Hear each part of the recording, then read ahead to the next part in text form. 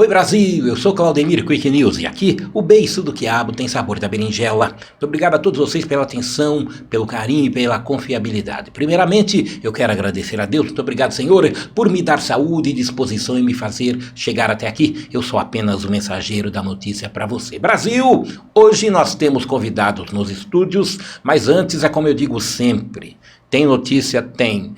As notícias são policiais e o que acontece? O que tem de vagabundo perdido aí, vagabundo, salafrário, atenção Brasil, olha, tem muita gente caindo em golpe, tá? Em golpe aí pela internet, tem muitas pessoas agindo de má fé, então toma muito cuidado, tá bom? Você que tem aí aplicativos no celular, toma cuidado. Meu entrevistado de hoje. Primeiramente eu quero agradecer a minha produção, a Laura, ao William, e eu quero mandar um beijo a uma pessoa muito especial que teve toda a habilidade, o carinho e as informações que eu precisei para falar com o meu querido entrevistado, meu amigo, vocês vão ver daqui a pouco. Primeiro eu vou ler o release dele, tá bom?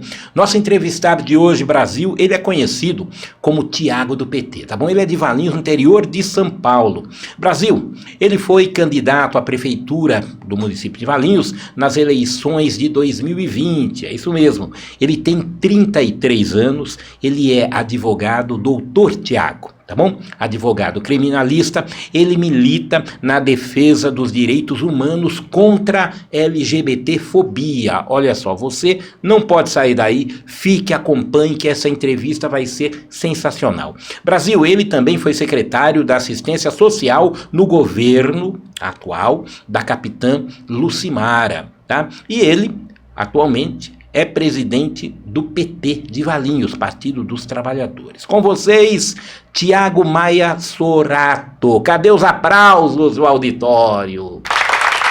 Doutor, muito obrigado, é uma honra tê-lo aqui, viu? E uma grata satisfação e muito obrigado por ter aceitado o convite deste humilde jornalista para estar aqui no Podcast News. Eu que agradeço, Claudemir, um prazer a gente poder dialogar, a gente poder debater ideias, né? Já de plano, sou advogado criminalista, a gente já pode até debater esse tema, porque pois eu discordo, né, que o tratamento aqui no sistema carcerário paulista, ele é medieval, né, não nego a gravidade do crime que você relatou, mas quem milita na advocacia criminal, quem está por exemplo, você mencionou que a pessoa, né, que cometeu o delito, ela não foi nem descoberta ainda. Essa é a realidade criminal brasileira, né, dos homicídios em especial. A grande parte dos homicídios no Brasil sequer tem processo, porque não tem indício de autoria. Por quê? Porque o Estado de São Paulo, no nosso caso aqui, promove um sucateamento da Polícia Civil, da Polícia Judiciária, que não dá condições de investigação. E muitas pessoas acabam sendo presas por engano. Por exemplo, uma cigana, né? Quantas pessoas são ciganas dessa etnia? Então, pode acontecer de qualquer pessoa ser presa como autora de um crime que não cometeu. Essa é a realidade do sistema carcerário brasileiro com a população negra. Por isso que eu milito nos direitos humanos. Porque quando a gente olha para a mazela da sociedade, a gente vê que essa mazela, ela escolhe uma cor, ela escolhe uma etnia, ela escolhe um perfil de pessoas, né? É a população negra, é uma população marginalizada, são ciganos de algumas regiões do planeta que se estabelecem aqui no Brasil, mas não conseguem, né? O Brasil ainda lida muito mal com a diversidade. O Brasil, ele vive sob um lema da democracia racial, né, de que nós somos um país acolhedor, e não somos. Não somos. Principalmente aqui nessa região aqui, né, de Campinas, Vinhedo, Louveira, são cidades extremamente racistas, cidades extremamente discriminatórias. Eu não sei se você nasceu aqui, Claudemir. Mas eu nasci em Valinhos. Você nasceu em Valinhos. Sou valinhense. Mas se você tivesse nascido em Valinhos e fosse trabalhar em Valinhos, nascido em Campinas, trabalhar em Valinhos, já perguntariam qual é o teu sobrenome. Já questionariam o fato de você ser de Campinas. Então a gente tem que lutar cotidianamente contra esses traços excludentes da sociedade. Né? A nossa sociedade ela tem que acolher, compreender as diferenças. Nós somos diferentes, sim. Todos nós temos nossas particularidades. Grupos étnicos, raciais têm suas particularidades. Né? Eu sou um homem branco, você é um homem branco. Né? Nós somos diferentes de pessoas negras. Né? Nos lugares que nós ocupamos, tudo isso, todas as diferenças estão à mostra. Né? Então, a minha militância, né, aquilo que eu dedico à minha vida é mitigar isso, mas sempre compreendendo essas diferenças. E, para não me alongar demais, porque eu sou prolixo, né, agradeço mais uma vez o convite, é um prazer enorme estar aqui. Doutor, eu acho que nós vamos praticamente dar uma mudada na pauta, porque é muito interessante o senhor estar aqui e... Olha, as suas respostas vão ser muito, muito, muito importantes, principalmente para o Brasil todo. O sistema carcerário, existe muitas falhas, e como o senhor disse, eu sei disso, nós visita de distrito policial, delegacias, entendeu? Falta mão de obra, falta investigador, falta produtos de investigação. Agora, o que é triste são muitas pessoas realmente inocentes atrás das grades e o poder judiciário, sabe, não engata a primeira, não resolve. Tem muita gente, na hora do reconhecimento, pessoas vão fazer o reconhecimento, vê as fotos, né, na hora que mostram lá as fotos, eles falam, não, foi ele, de repente, depois lá na frente, falam que não é, e aí a pessoa, ela é presa. Então é uma coisa realmente que tem que ser acertada, porque é uma injustiça isso. Nesse ponto, nós tivemos algumas coisas, né, que ocorreram em Brasília, porque legislação penal e processo penal é de competência exclusiva da União. Né? Quando o ministro Sérgio Moro, né, o juiz parcial lá de Curitiba... muito parcial, inclusive, na minha opinião. O juiz parcial, que é assim, um criminoso, quanto mais, né? Não há nada mais baixo do que corromper o sistema de justiça em busca de privilégio pessoal, que foi o que o Sérgio Moro fez. Ele tentou emplacar um pacote anticrime. Né? Para quem conheceu a redação original daquele pacote, vê que não combatia crime coisa alguma, pois ele sequer compreende como o crime ele se desenvolve na sociedade. Comparar narcotráfico com milícia não é cabível. São coisas completamente distintas. São coisas completamente distintas. E aí, naquele momento ali, houve uma disputa imensa de grandes juristas brasileiros. Eu cito aqui Aurí Lopes Júnior, né, que é a minha grande referência do processo penal. E daí lá nós colocamos o juiz de garantias, né, que tem sido debatido agora e é matéria de julgamento no STF. O juiz de garantias, ele é uma blindagem cognitiva, porque o juiz de primeiro grau, ele determina uma busca e apreensão, ele pratica todos os atos da instrução e depois vai julgar. Ele já julgou. Ele teve contato com a prova ilegal, né? Mas essa prova ela vai sair dos autos. Mas ele conheceu daquela prova, entre aspas, ilegal. É óbvio que isso vai pesar no julgamento dele. Ele não vai colocar isso na sentença, ele não vai prolatar isso. Mas isso está dentro da cabeça dele. Então, nós precisamos de uma reforma completa. O nosso sistema processual penal, ele é inquisitorial. Ele é uma inquisição. Quando na Constituição Federal diz que ele é acusatório. Aí a gente falou de reconhecimento. Eu já estive numa audiência. Aqui as câmeras são boas, né? Esse podcast aqui é um podcast de qualidade. O Poder Judiciário não. Uma testemunha por precatória, né? Ela estava em outra comarca, numa audiência onde ela fez um reconhecimento de um réu que foi condenado por furto qualificado, com uma câmera horrorosa, onde ela identificou esse réu por ele ser negro.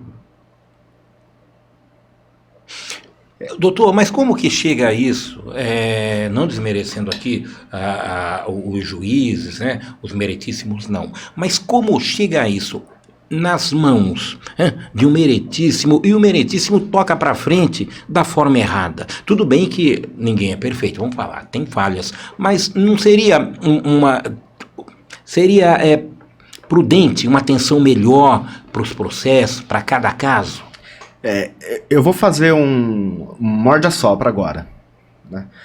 Se por um lado, né, nós temos péssimos juízes, péssimos magistrados no Brasil, porque o concurso público para magistratura, ele exige o quê? 5 anos de exercício da advocacia e depois que você decore norma e passe lá.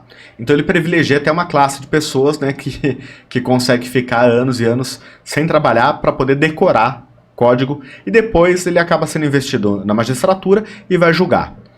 Por outro lado, falta juiz também. Falta juiz também. Nós temos desembargadores, nós temos pessoas recebendo super salários e os juízes de primeiro grau sem condição nenhuma, né? E aí foi criado o Conselho Nacional de Justiça, que tem que atuar de forma incisiva, não só na fiscalização, mas também para ofertar condições materiais. Né? A gente não pode tratar todo como todas as questões da vida, e tem muita gente que trata assim, principalmente na política, que é o campo que eu milito, né? Vamos substituir, vamos trocar ou vamos punir. Tudo bem, mas o que ocorre que isso acaba se transformando numa coisa estrutural, e eu diria até mais estrutural, eu diria que é o termo incorreto, é institucional. As instituições brasileiras, elas estão permeadas por uma herança escravocrata. Nós tivemos quase 4 séculos de escravidão, por isso que a maior parte da população carcerária é negra, que eu me nego a aceitar um discurso de que pessoas negras cometem mais crimes do que brancos. Né? E quando uma pessoa vem falar pra mim assim, eu nunca cometi crime na vida, eu pego qualquer...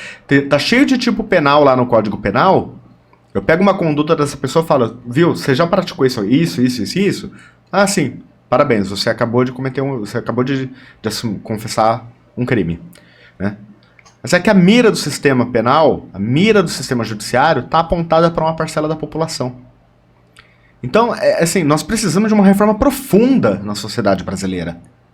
Uma reforma profunda. E que, óbvio, vai atingir o poder judiciário, vai atingir o poder político. Né? Tem que atingir todas as esferas de poder. É necessário, a gente tem que trabalhar na sociedade para construir isso. Né? É por isso que a política ela é tão importante. Porque é através da política que a gente vai construir isso ou não. Né? A política ela tem seus ônus.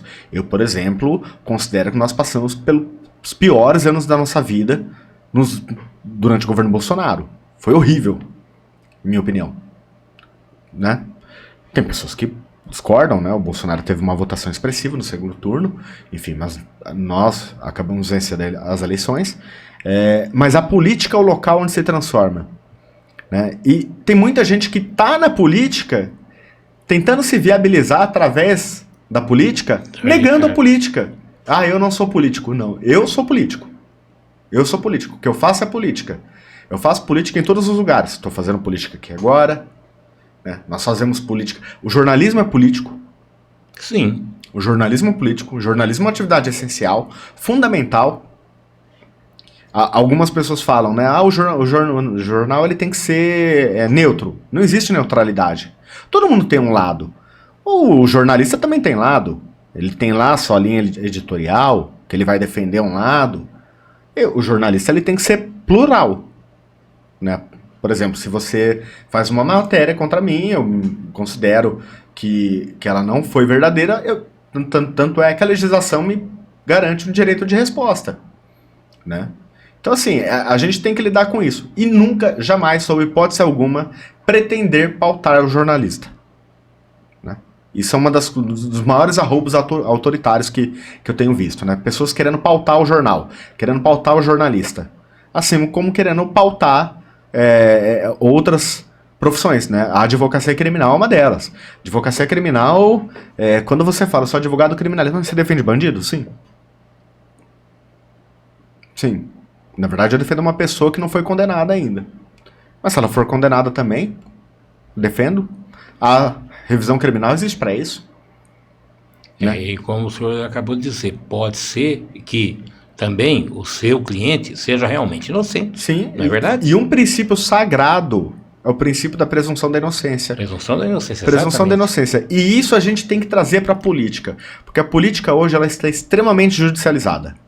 Extremamente judicializada. Um promotor público vai lá e oferece uma ação civil pública contra determinado agente político. Ah, pronto, ele é corrupto. Pera lá. Isso é uma petição inicial do promotor público. Tem direito a contraditória, ampla defesa, duplo grau de jurisdição, pode, se tiver matéria constitucional, pode levar ao STF, se tiver matéria infraconstitucional, pode levar ao STJ. Ninguém é considerado culpado antes de sentença condenatória penal transitada em julgado. Então, nós precisamos fazer isso, a gente precisa debater esses temas, né? E parar de judicializar a política. A política deve ser resolvida pela classe política, né? O poder judiciário a gente saiu de uma coisa que a gente chamava de neoconstitucionalismo, onde teve muitos avanços, né? Você falou da LGBTfobia. Por exemplo, a união homoafetiva, a união de casais do mesmo sexo, foi através de uma decisão judicial. Isso era a interpretação da norma a partir dos princípios constitucionais. Isso é neoconstitucionalismo. Agora, quando se pretende criar um tipo penal, por exemplo, via poder judiciário, isso já não é neoconstitucionalismo. Isso é ativismo judicial e isso é perigoso. Isso é muito perigoso. A gente querer transformar a disputa política numa disputa judicial é muito perigoso. Tanto é que, mesmo sendo do PT, eu sou crítico a inúmeras prisões de opositores nossos que não se justificavam. O Eduardo Cunha, por exemplo, o Eduardo Cunha foi o cara que abriu o processo de impeachment, né, do golpe contra Dilma, mas a prisão dele não se justificava. E aí você fala, mas você tá louco, Thiago? Como é que você me defende um negócio desse? Sistema penal é um só. Se é fácil prender o Eduardo Cunha numa prisão que não se justifica, imagina uma pessoa qualquer na rua que foi reconhecida por uma foto qualquer, enfim. E principalmente os menos favorecidos. Sim. Que às vezes não tem condição apesar que a defensoria né, tem o advogado, mas será que o advogado da defensoria ele é o mesmo que um advogado particular na ampla defesa? Nesse ponto, eu tenho que falar da defensoria pública. A defensoria pública, para a gente entender o cenário que a gente está no Brasil. Se eu não me engano, não vou me recordar do número agora, mas a última vez que eu consultei isso, no estado de São Paulo, 645 municípios, apenas 49 têm defensoria pública. Apenas 49 municípios têm defensoria pública. As maiores teses de defesa em matéria criminal vêm da defensoria pública. Defensoria pública com parcos recursos é super atuante em todos os temas que se pode imaginar. Seja na defesa de direito difuso coletivo, seja na defesa de um réu num tribunal. O problema é que ela só está presente em 49 municípios e só foi criada no estado de São Paulo neste século. Em que pese ela está na Constituição Federal. Só neste século. Então, é a Polícia Civil que está precarizada, é a Defensoria Pública que está precarizada. São diversos instrumentos que estão precarizados pelo Estado. Essa é a nossa realidade, né? E óbvio que tem aquele grande advogado de uma grande banca, né, que ele tem mais tempo para se dedicar àquela causa. A Defensoria Pública recebe muitos casos, os advogados, né, nas outras comarcas funciona via convênio com a OAB. Né? Esses advogados, eles têm muitas causas, é difícil, a advocacia são mais de 500 mil inscritos no estado de São Paulo. Tem muito advogado, mas também tem muito caso, né? Em todas as matérias. Então, a carga de trabalho é muito alta. Isso prejudica a defesa e também o que mais prejudica a defesa é a falta de compreensão dos juízes, né, em matéria penal, de como se conduzir um processo penal. Porque o juiz, ele não conduz instrução criminal. O juiz ele tem que ser neutro. Tem a defesa e tem a acusação. Ele tem que pegar as provas colhidas, tanto pela defesa quanto pela acusação, e fazer seu juízo. Analisar. Ele não tem que conduzir a instrução criminal. Está no Código de Processo Penal, que é antigo, mas infelizmente, no ano de 2023, os juízes ignoram. Os magistrados de hoje estão que nem os jornalistas, enfim, porque antigamente o jornalista só dava a notícia, o que estava no TP, né? E não dava opinião. O exemplo é a Sherazade em relação ao Silvio Santos e tudo mais, né? Até houve o que houve, porque ela dava a notícia e dava a opinião dela, entendeu? Só um minuto, eu quero pedir licença para o senhor para falar para o Brasil todo, você que está acompanhando o Podcast News, olha que podcast de qualidade, né, Felipe? Olha, estou aqui com o doutor Tiago, ele é advogado criminalista, é da cidade de Valinhos, interior de São Paulo, você que é fora do estado de São Paulo, Valinhos, Brasil, fica aí no interior do estado de São Paulo, 90 minutos aproximadamente, até a capital, mais ou menos isso, doutor? Não, menos isso, dá uma menos hora. Isso, dá uma hora? Uma hora. É uma horinha de Valinhos até São Paulo, e é uma grata satisfação, e olha que inteligência, sabe tudo. Doutor, aproveitando o ensejo, olha, a pauta foi mudada completamente, viu? Completamente.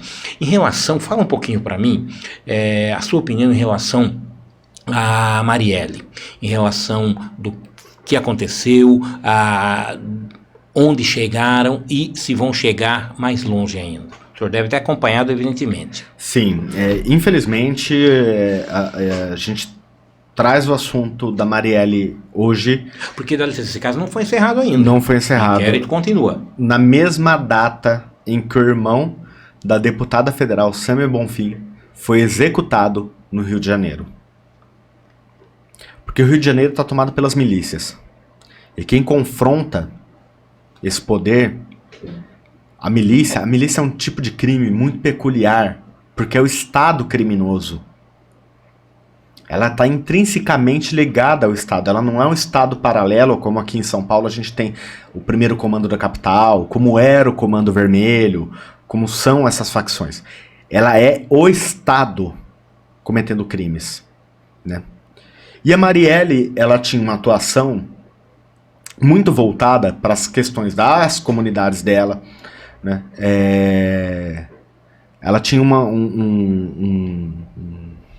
campanha que ela fazia, se o Rio de Janeiro fosse nosso, uma perspectiva de ocupação, de apropriação do território, né, fluminense, carioca, pela população. O Rio de Janeiro é marcado por isso. Você olha aqui no plano, os milionários, né? Você olha para cima, é o morro, é a favela, é a miséria. Que é bem diferente. Sim, o Rio de Janeiro bem dividido. É a marca do Brasil, né? É a marca do Brasil, onde você vai de Berna, na Suíça, para Bangladesh com esgoto a céu aberto em minutos, né? E tudo leva a crer que a Marielle foi assassinada, brutalmente assassinada, não só ela como o motorista Anderson, por confrontar o interesse dessa gente, né? E eu não gosto de fazer relações, mas nós tivemos um presidente da República em que sua família é intrinsecamente ligada à milícia. Emprega miliciano, homenageia miliciano na Alerj, mora ao lado de milicianos. Eu espero muito que a gente não tenha que suportar a mancha de ter um presidente envolvido num brutal assassinato de uma vereadora do Rio de Janeiro. E o que o senhor acha, a tua opinião em relação às investigações, tanto na esfera federal como também na esfera estadual, hoje? O assassinato da Marielle, ele não está sendo investigado pela Polícia Federal em si, né, por uma questão de competência em razão do foro, né? Isso é uma coisa, por exemplo, quando assassinaram o Toninho, muita gente pediu... Toninho do PT Toninho do PT aqui em Campinas. Conheci, meu amigo. Sim. E mesma coisa, Toninho foi brutalmente assassinado por aquilo que ele fazia enquanto prefeito, né? Não foi o Andinho, me desculpem, sabe? E o Toninho se deu por encerrado o caso. Isso é uma resposta. Nós não sabemos quem matou Toninho. Não Nós foi, não sabemos. não foi Não isso. foi. Né? Foi. O Toninho, quando assumiu... Toninho, vamos ser claros, que foi plantado lá, Sim, entendeu? era uma questão de conveniência. Sabe, era saco de pancada, desculpa. Já estava preso, já. A gente sabe muito bem que o Toninho confrontou o interesse do setor imobiliário, né? Tinha gente dentro da prefeitura envolvido com crime, com transporte clandestino. Ele confrontou esses interesses e foi brutalmente assassinado também, no dia 10 de setembro de 2001, né? Um dia antes do atentado lá nos Estados Unidos, né? Então, e muita gente pediu que tem que levar para a Polícia Federal, mas é que as normas elas impedem isso, né? E quando se fala em interferência política nas investigações judiciais, essa é uma delas, né? Essa é uma delas. Óbvio que existe a possibilidade, sim, a legislação permite que você tire da Polícia Civil e jogue para a Polícia Federal, né? Mas se a gente toda vez tiver que fazer isso, aí a gente acaba com a Polícia Civil. Vamos acabar com toda e qualquer polícia, então. Porque assim, seria assinar um atestado de incompetência do Estado. Na minha opinião, acho que o governador tem que abrir mais os olhos para a instituição da Polícia Civil, dar mais condições para as investigações, aproveitando o ensejo. O que o senhor me fala do Celso Daniel? Porque também, segundo, são coisas que, sabe, não foram elucidadas até agora. O Celso Daniel é a mesma coisa. O Celso Daniel enfrentou a máfia dos transportes lá em Santo André. O senhor acha que foi queima de arquivo, na tua opinião? Não, ele foi assassinado por confrontar interesses de poderosos. Você tem um contrato milionário no ramo de transportes, né? Que o transporte brasileiro ônibus, né? Aqui em Vinhedo é assim, Valinhos é assim, Campinas é assim, é concedido, né? Você faz uma licitação, essa empresa vai lá, né? E fatura milhões. É um negócio altamente lucrativo e que, curiosamente, as empresas de ônibus vivem pedindo subsídio do Estado. Eu não acredito, eu não sou a favor a monopólio. Teria que ter uma concorrência, porque a concorrência, quando se tem concorrência, desculpa contar, eu acho que quem ganha, no caso de uma empresa de ônibus, é o cidadão, é a cidadã. Eu defendo que seja estatizado, né? Porque quando a gente compara a tarifa relativa é aquela pelo quilômetro rodado. Né? A gente vê que a tarifa de Valinhos, de Vinhedo, são tarifas altíssimas.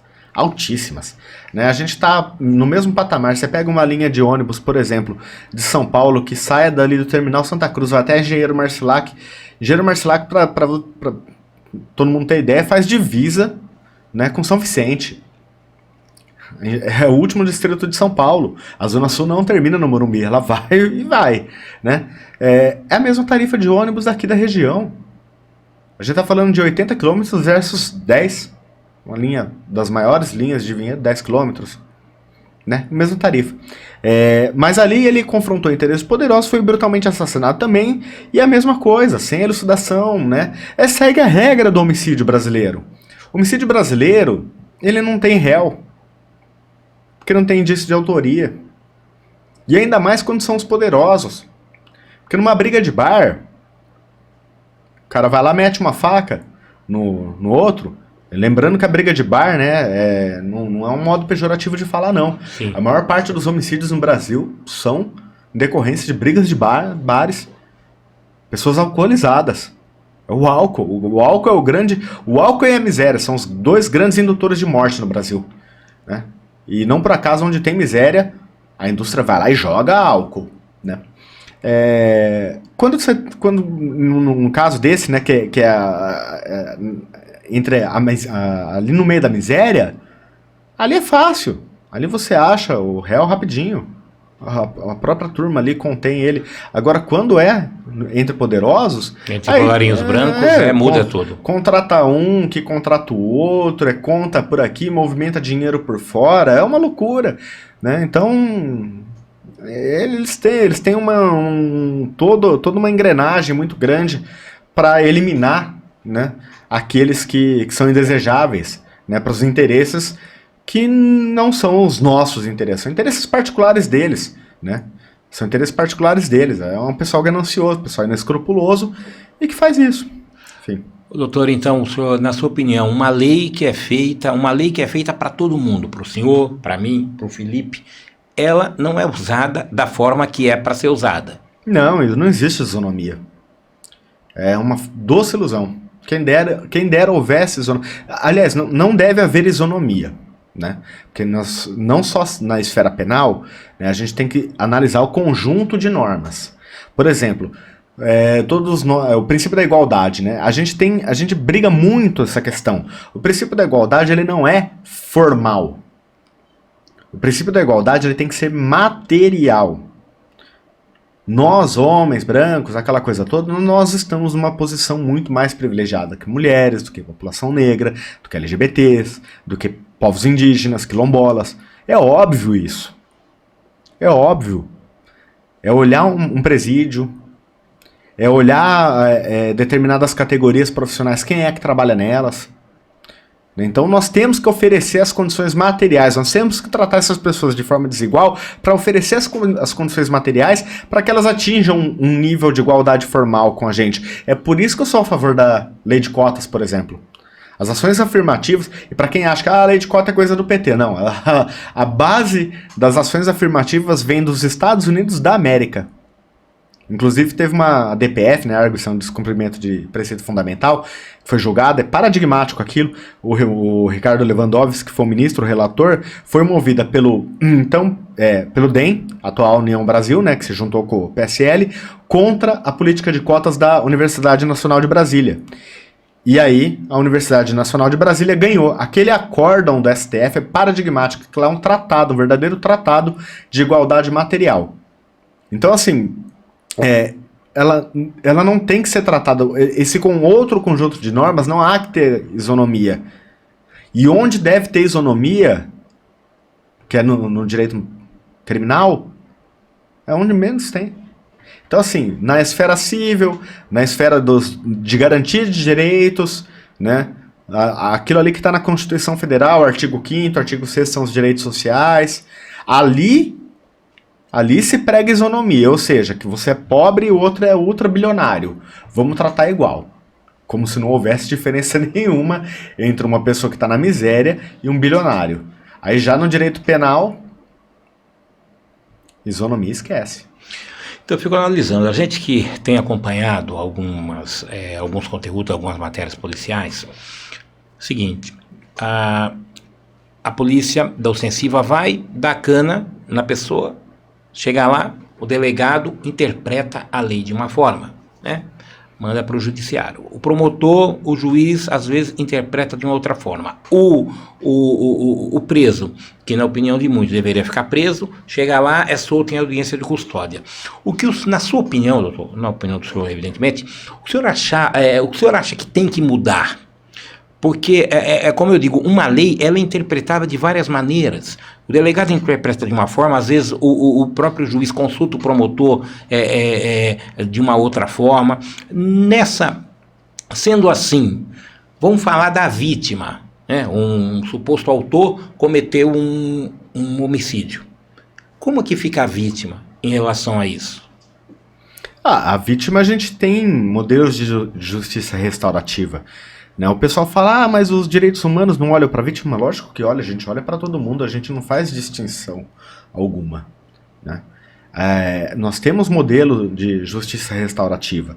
É óbvio que não dá para restaurar a vida de alguém que foi morto. Né? É óbvio que uma pessoa que comete um homicídio, ela vai ter que ser punida de alguma forma. Né? É óbvio que também o sistema carcerário não vai ressocializar o réu e muito menos devolver a vida para alguém. Isso é uma discussão muito profunda, né? A gente tem que discutir isso de forma muito profunda. Mas fato é que os presídios estão abarrotados não por homicidas, mas por pessoas condenadas por tráfico de drogas, com pequenas porções de drogas para consumo, crime contra o patrimônio, furto, ladrão de galinha. Essa é a realidade do sistema prisional. E aí, a audiência de custódia, né? A audiência de custódia é um avanço, sem dúvida nenhuma. Mas uma pergunta que eu ouvi do juiz Torres, que era juiz titular da vara do júri de Campinas, no júri popular de Campinas, ele falando, contando da primeira audiência que ele participou, né, como juiz, e ele, né, ele contando, eu me sinto à vontade para falar isso porque ele falou na frente, né, de várias pessoas. É um relato dele, que ele achou que ele tinha ido muito bem na audiência. Um juiz mais velho falou, qual que era a cor dos olhos do réu? Ele não sabia responder. Falou, então você foi muito mal. O que falta é o juiz olhar para a cara do réu. Olha para a cara do réu. Mas nós temos dentro do Código de Processo Penal, nós temos inúmeras medidas. A prisão é a última delas. A última. Nós temos inúmeras medidas. A prisão é a última delas. O Brasil é um país que prende muito.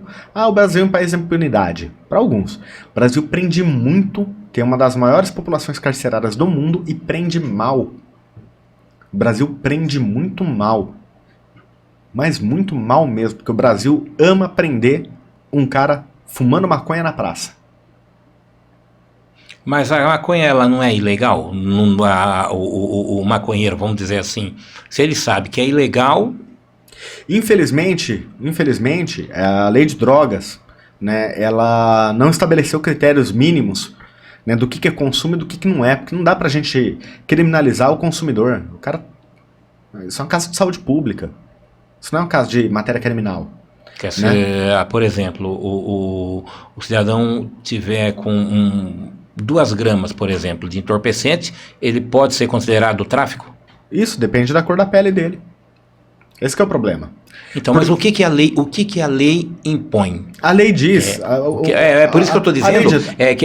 Desculpa, doutor. É nesse ponto que eu gostaria de chegar, porque uma lei tem várias interpretações. Então, por exemplo, aí que está, um cidadão, um viciado, que é o usuário, não estou dizendo já partindo do lado do traficante, um usuário, está com 2 gramas de entorpecente, seja maconha, cocaína no bolso, ele vai ser conduzido até o distrito. Chega lá, ele pode ser, ter enquadrado nele tráfico e não consumo, porque é diferente, porque aí é diferente o tráfico para o consumo. Se ele for branco, ele vai assinar um termo circunstanciado, se ele for negro, ele vai preso.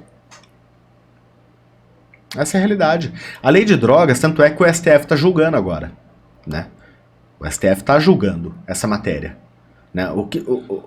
Qual é a putabilidade da pessoa com drogas, né? Qual é a medida, né? E isso tem sido debatido no STF, que o critério das prisões por tráfico de drogas no Brasil não é a quantidade de drogas, é cor. É a cor da pele da pessoa. A cor da pele da pessoa, porque a Cracolândia, por que ela existe?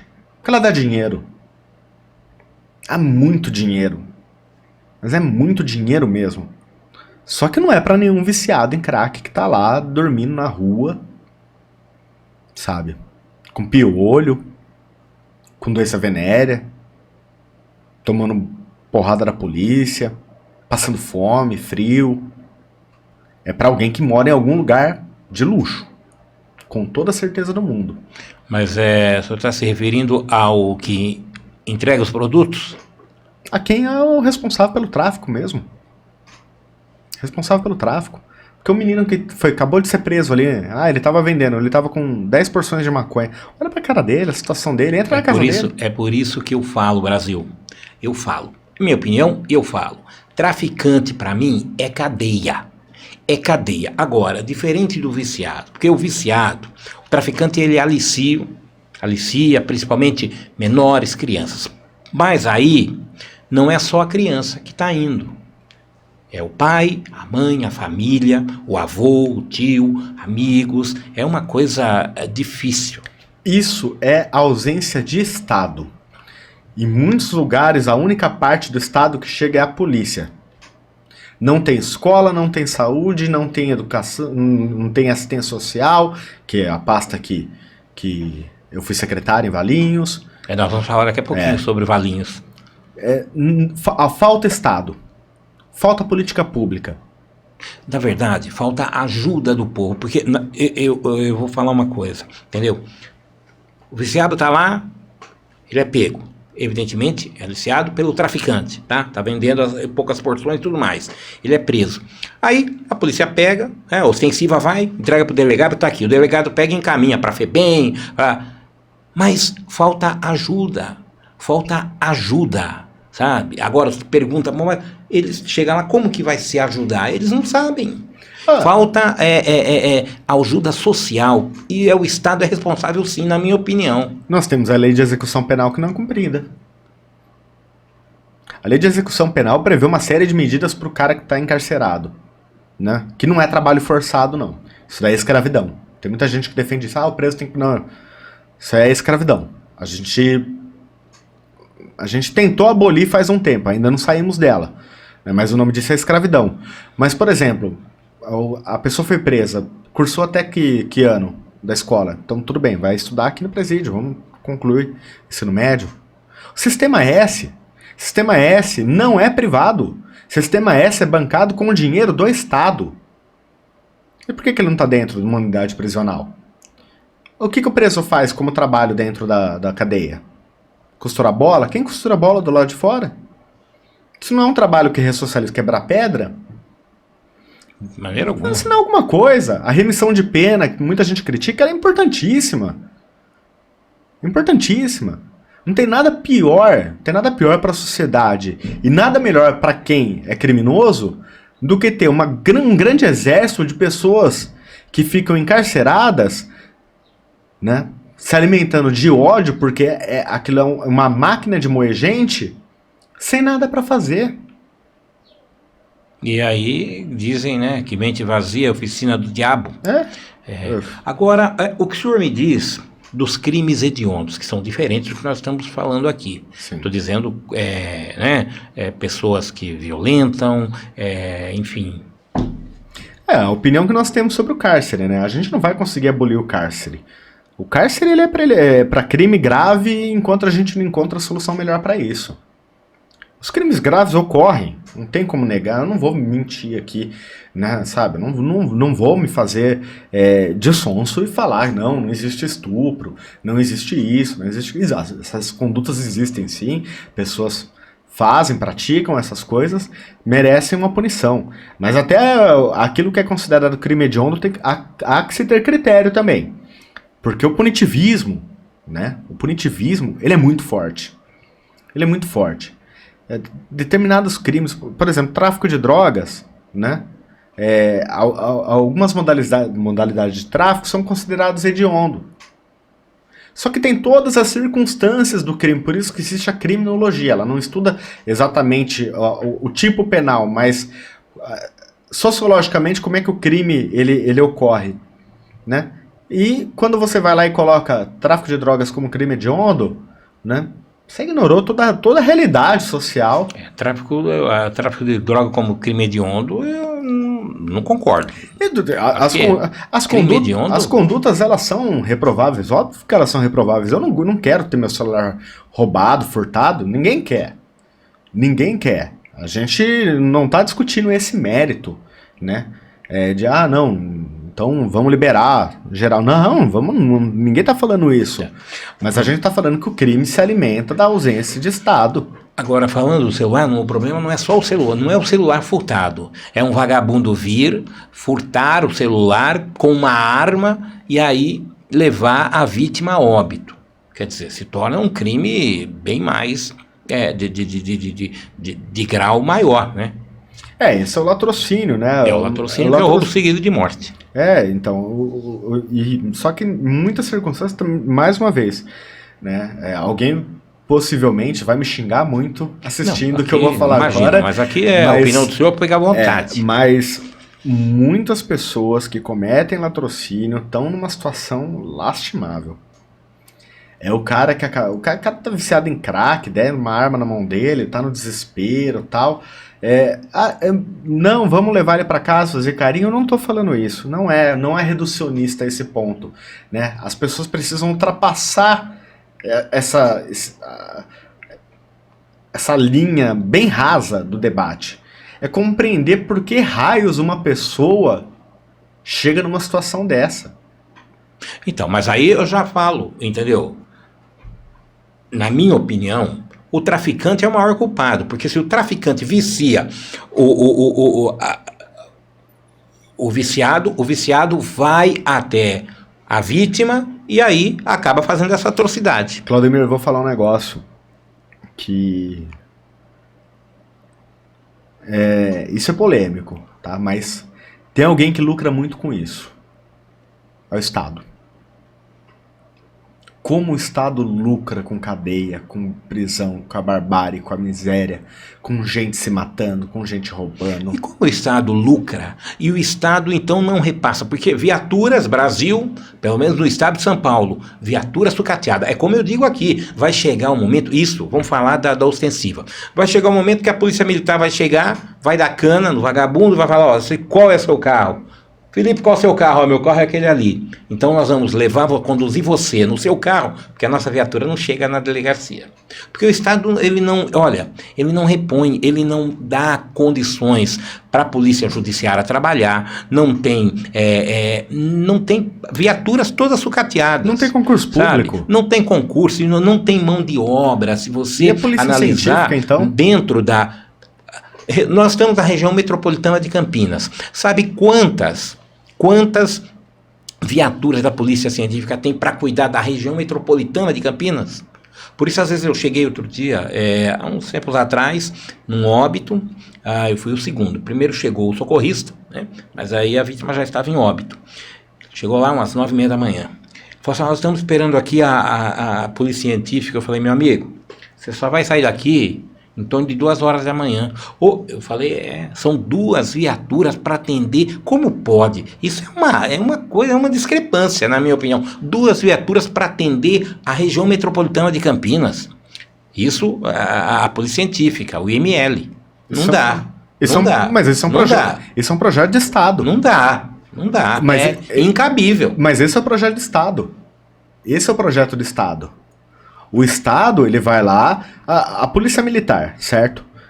Eu sou contra a militarização da polícia, né? Eu acho que a polícia não deveria ser militar, acho que deveria haver um ingresso único, né? A polícia, ela tem que existir, obviamente, né? Mas não nos moldes do sistema policial hoje, atual, né? Enfim, mas isso é uma coisa muito complexa também, que as pessoas debatem muito mal, né? Mas a polícia militar, por exemplo, polícia militar... O policial militar também tem cara, tem cor, tem origem. Ele vem de uma classe. Ele é um cidadão, acima de tudo, né? A polícia militar é um meio, né, de pessoas mais pobres ascenderem na vida, ganhar um pouco mais, né? É uma carreira, certo? E aí, nós temos hoje uma guerra de pessoas trabalhadoras de força de segurança contra pobres. Pobre brigando contra pobre. É aquela operação ridícula, medíocre e, com perdão da palavra, estúpida do Tarcísio, no Guarujá. A Rota é uma polícia da capital. Ela não tem conhecimento territorial algum do litoral. Ele mandou a Rota para o litoral. Resultado imediato: um PM morto. O governo do estado foi lá conversar com essa família. O que o governo do estado fez? Sai matando todo mundo. Pessoas foram mortas na Operação Escudo com sinais de tortura. Com sinais de tortura. E aí, veja só, a gente acabou de falar que aqui na região toda, né, com exceção da Grande São Paulo, que é a maior região do estado. Temos duas viaturas da Polícia Científica. A maior parte dos homicídios no Brasil não tem indício de autoria. E aí um policial morto no Guarujá, numa comunidade do Guarujá, com um tiro à distância, no dia seguinte já sabia quem era o autor? Não, pera lá. Me desculpa, eu me nego a acreditar num negócio desse. Quando se fala que um laudo pericial é no mínimo 6 meses a 1 ano, e Nós temos em São Paulo, na capital, um único instituto de criminologia, um único para analisar tudo. Como que a polícia tem condições de elucidar esses casos? Não tem. Não tem. E aí promove barbárie, chacina, vingança. Com palmas do governador. Estou satisfeito. Satisfeito com o quê? Satisfeito com o quê? Você manda os funcionários do Estado, que são os policiais militares, para morte. E caso morra 1 ou 2, 3, meia dúzia, se morrer todo mundo, também ele não tá nem aí. Não se importa. Essa é a verdade. Não se importa.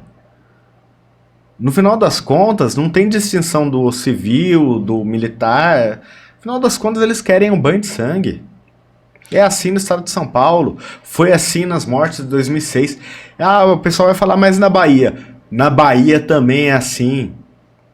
Ah, porque você não fala do PT? O governo do PT na Bahia é uma tragédia. Uma tragédia no quesito de segurança pública. Horroroso. Mata mais do que São Paulo. Saldo de mortes esse ano é trágico. É brutal.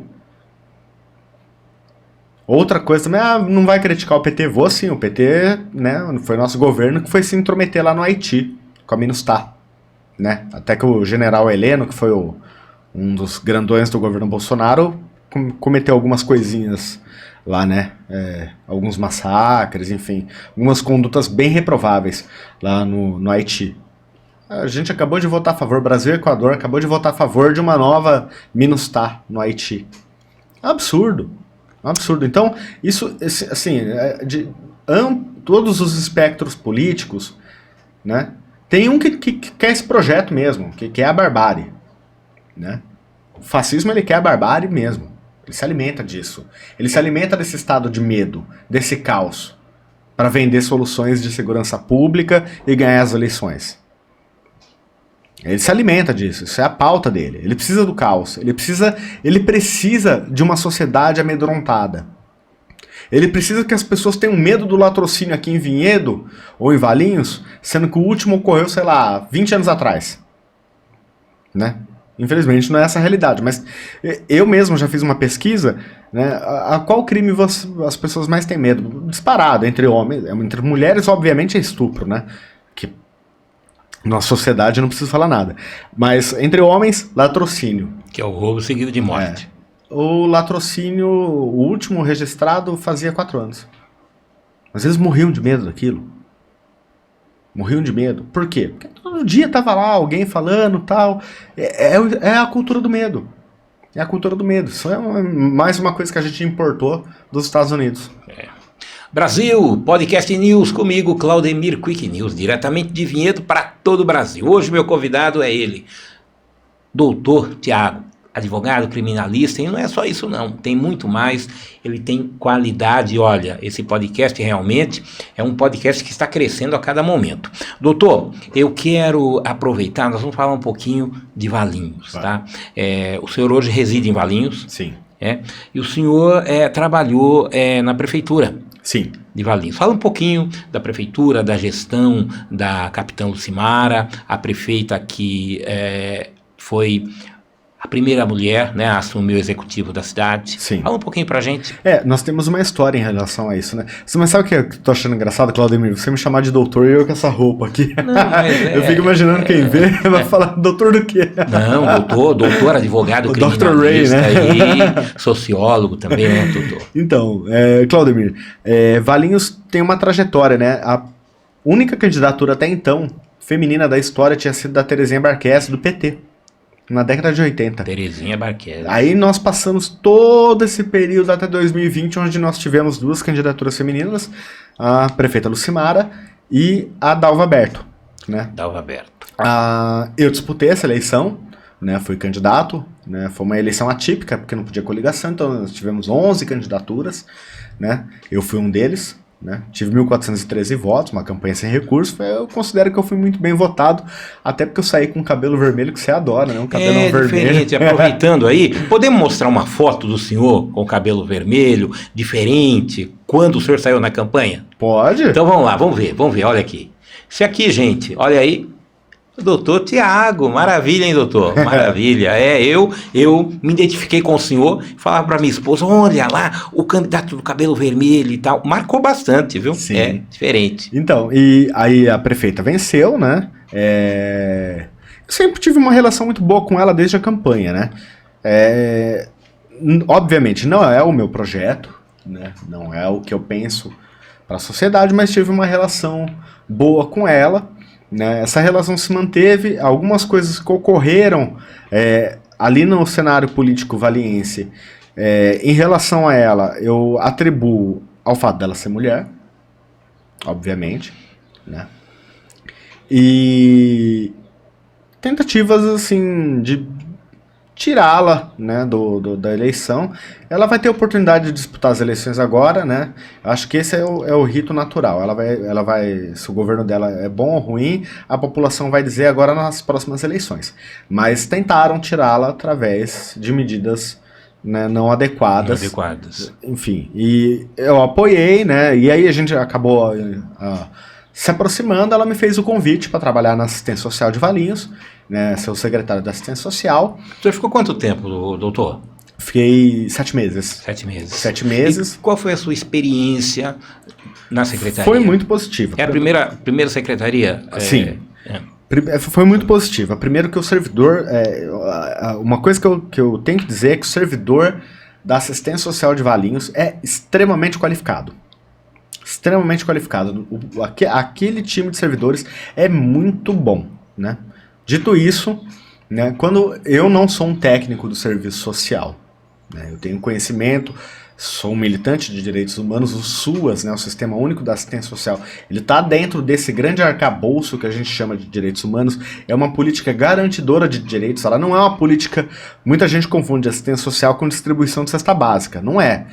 Né, assistência social é muito mais amplo que isso. Né?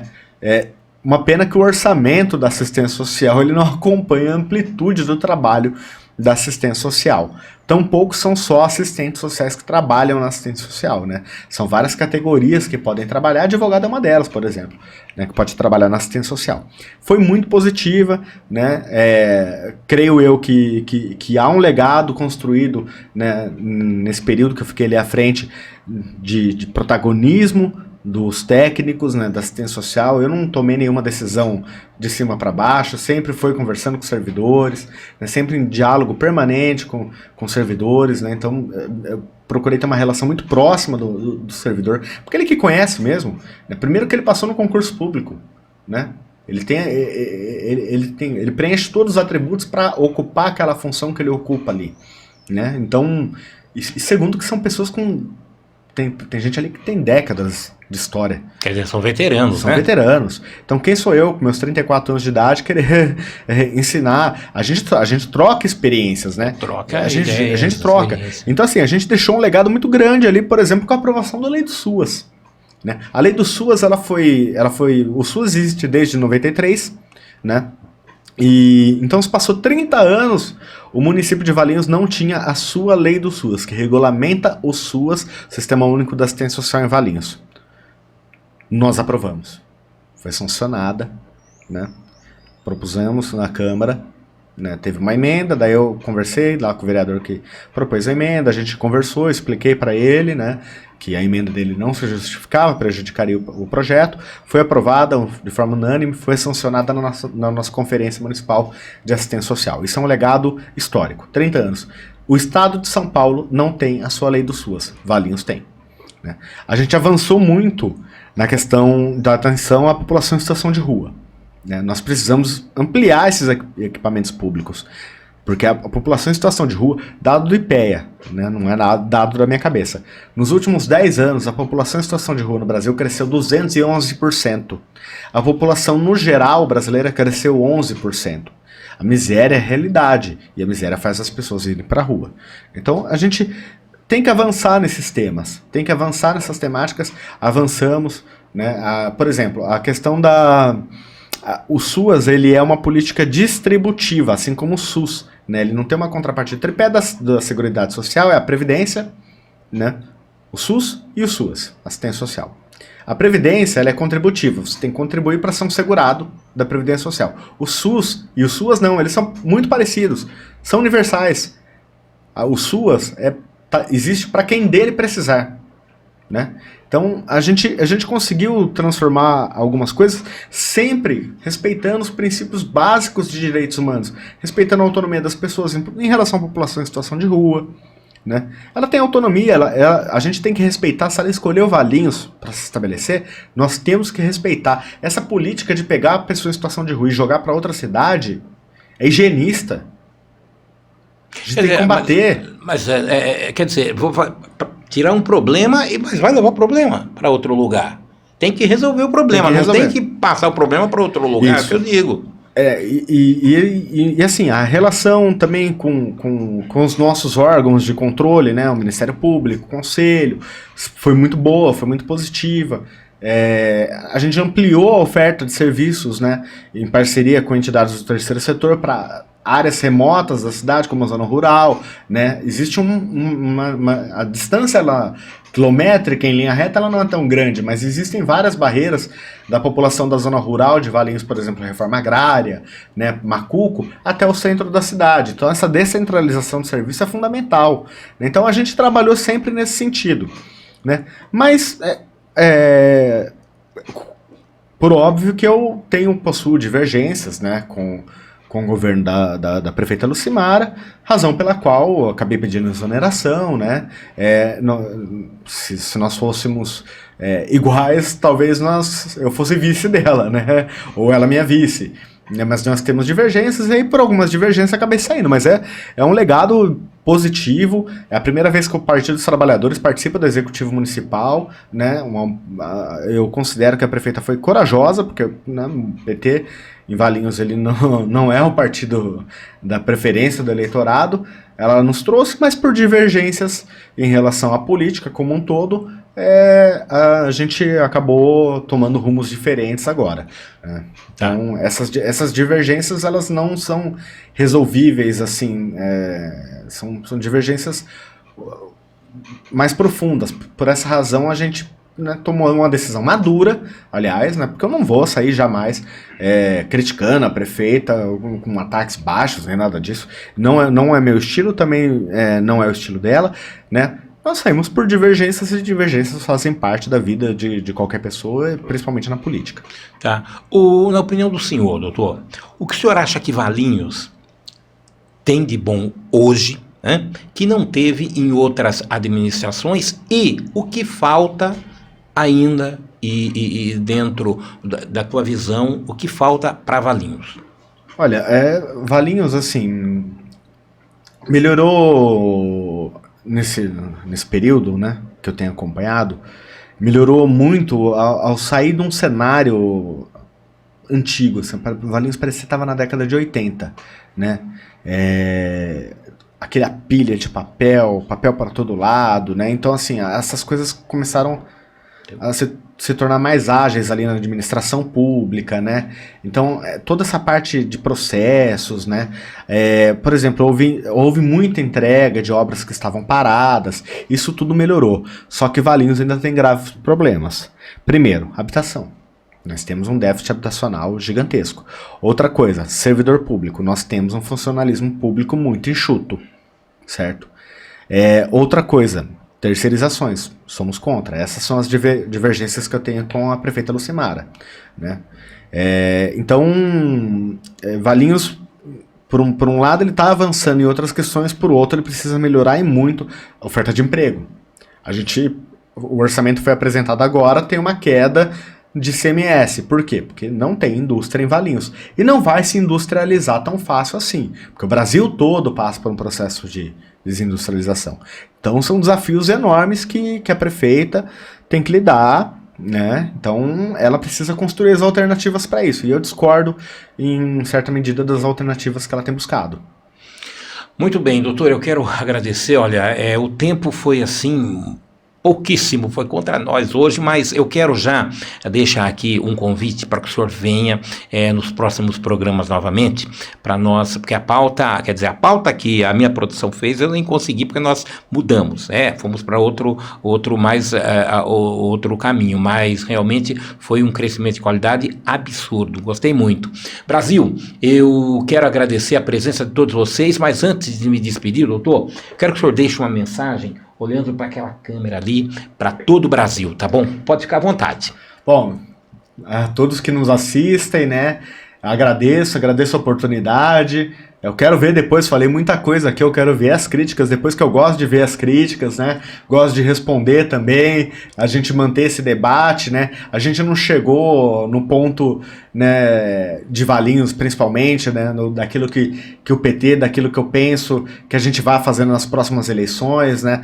Possivelmente a gente vai apoiar o candidato Tonetti, né, do PDT, porque ele nasceu dentro do PT, ele se formou politicamente dentro do PT, a maior votação dele foi dentro do PT, isso eu acho que era uma coisa que é importante falar, né, que possivelmente vai ser perguntado, né, mas um grande abraço, né, e critiquem à vontade, eu gosto das críticas, porque esse processo de debate, né, um debate saudável, é que faz a gente crescer como sociedade. Muito obrigado.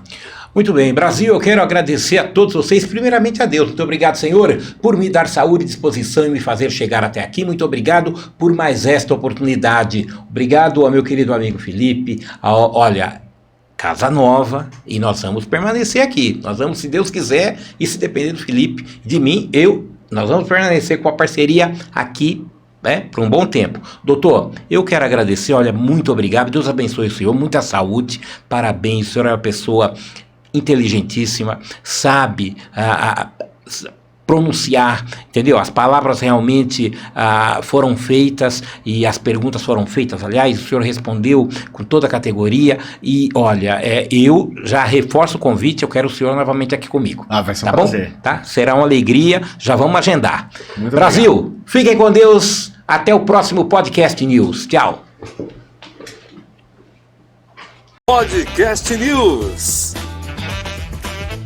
com o jornalista Claudemir Quick News. Oi Brasil, eu sou Claudemir Quick News e aqui o beiço do quiabo tem sabor da berinjela. Muito obrigado a todos vocês pela atenção, pelo carinho e pela confiabilidade. Primeiramente, eu quero agradecer a Deus, muito obrigado, Senhor, por me dar saúde, disposição e me fazer chegar até aqui. Eu sou apenas o mensageiro da notícia para você. Bom, vamos lá. Nosso entrevistado de hoje, Brasil, ele é conhecido como Tiago do PT, tá bom? Ele é de Valinhos, no interior de São Paulo. Brasil, ele foi candidato à prefeitura do município de Valinhos nas eleições de 2020, é isso mesmo. Ele tem 33 anos, ele é advogado, doutor Tiago, tá bom? Advogado criminalista, ele milita na defesa dos direitos humanos contra LGBTfobia. Olha só, você não pode sair daí, fique, acompanhe que essa entrevista vai ser sensacional. Brasil, ele também foi secretário da Assistência Social no governo atual da capitã Lucimara, tá? E ele, atualmente, é presidente do PT de Valinhos, Partido dos Trabalhadores. Com vocês, Tiago Maia Sorato. Cadê os aplausos do auditório? Doutor, muito obrigado, é uma honra tê-lo aqui, viu? E uma grata satisfação, e muito obrigado por ter aceitado o convite deste humilde jornalista para estar aqui no Podcast News. Eu que agradeço, Claudemir, um prazer a gente poder dialogar, a gente poder debater ideias,